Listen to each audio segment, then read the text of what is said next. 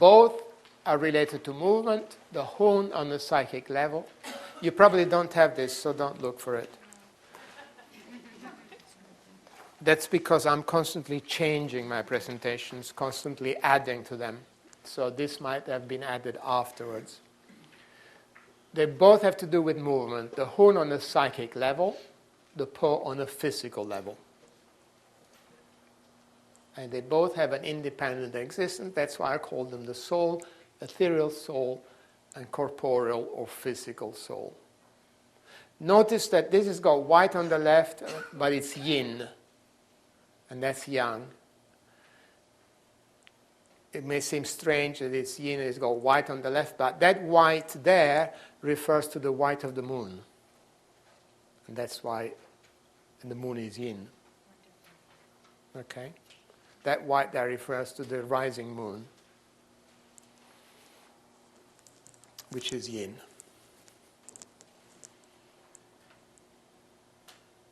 So this diagram illustrates that principle. We've got these three together, and the Hun and Po are down here. They are forces, they are Gui forces, which are essential for our psychic life, especially the Hun.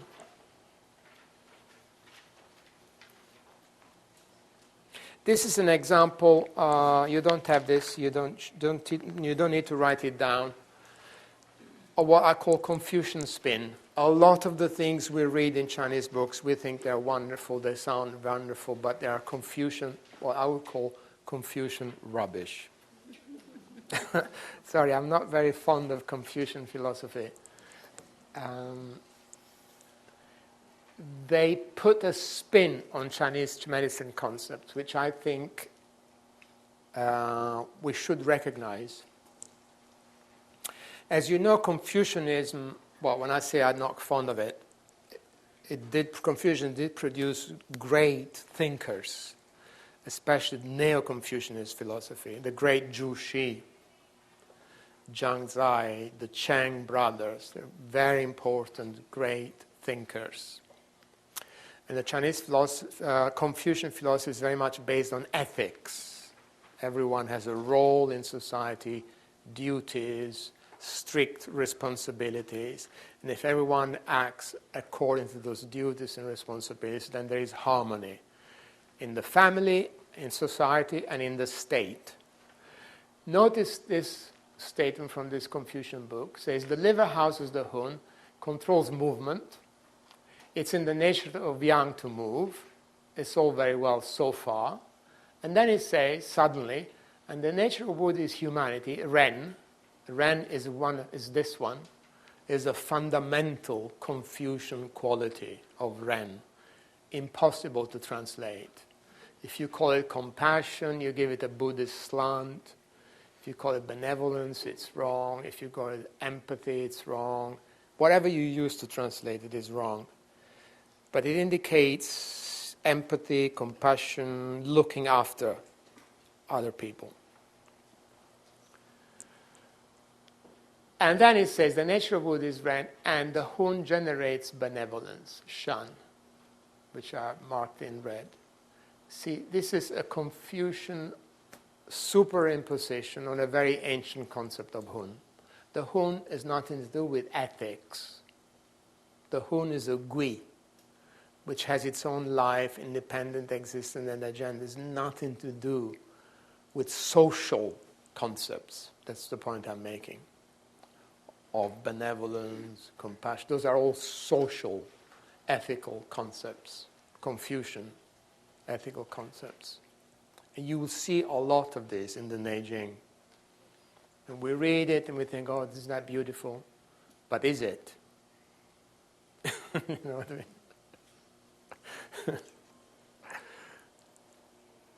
Okay. So let's talk about the Hun functions one by one. One is to control sleep and dreaming.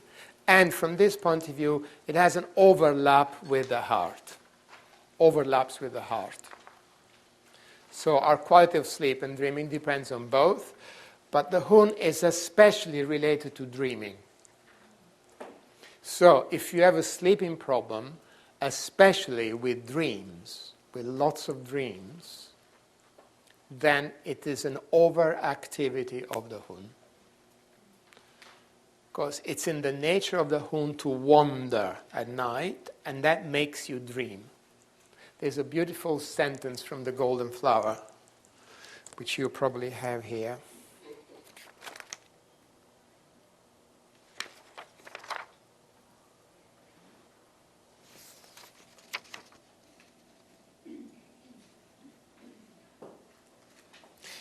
No, actually you don't. A beautiful sentence here, this one is a lovely sentence from the Golden Flower. In the daytime the Hun is in the eyes and at night in the liver. When it is in the eyes we can see, when it is in the liver we dream. So they are both form of seeing. In the daytime it makes you see, and at night it makes you dream.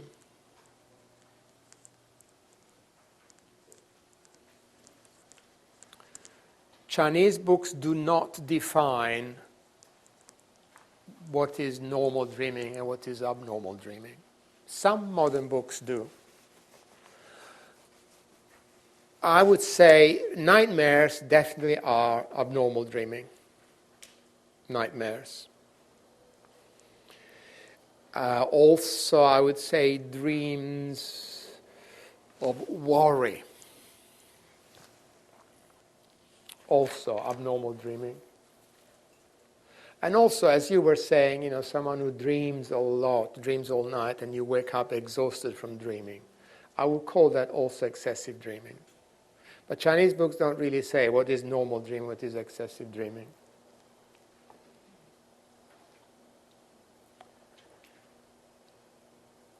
So, a sleep disturbance with excessive dreaming and nightmares is a pathology of the Hun. Excessive movement of the Hun at night. So you want to reabsorb the Hun back into the liver with sour substances. And there's an interesting correlation between the physical aspect of sour herbs. Sour absorbs, right? Keeps fluids in.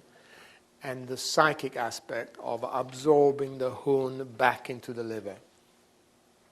Suen Zhao Ren, Wu Wei Zi, Lung Che, Lung Gu, Bai Shao, all the sour herbs which calm the Shen and the Hun.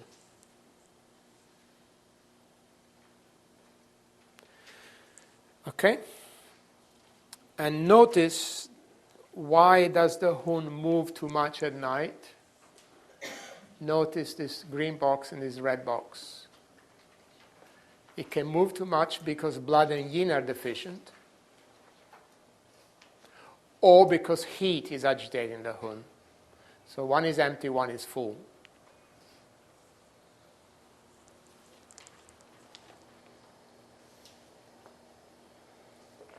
Notice this here, heat agitating the Hun.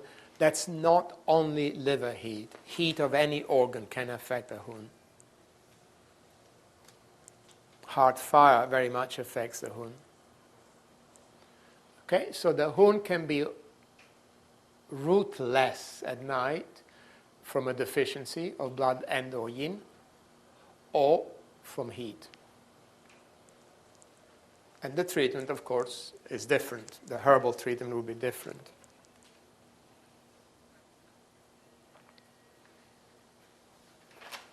We know a lot, well, actually, we don't know a lot about dream and sleep, but more and more. And we do know that we dream during the REM period, rapid eye movement periods. We do know that everyone dreams, even if you don't remember your dreams. And on average, we do dream an hour and a half every night, which makes several years in our lifetime. Several years are spent dreaming. And we also know now that, amazingly, dreaming plays a role in memory. Somehow. They don't know how or why, but it does. They've done these experiments giving people tests tests, cognitive tests, the morning after, when they were deprived of dreaming. You can deprive people of dreaming by waking them up in the REM period. And they realized that people perform worse when they are deprived of dreams than when they are deprived of sleep. Somehow dreaming seems to play a role, kind of reorganizes our memory. Sorry?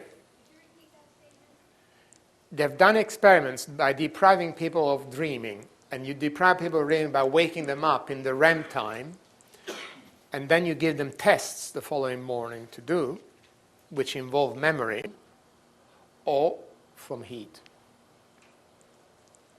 And the treatment, of course, is different. The herbal treatment will be different.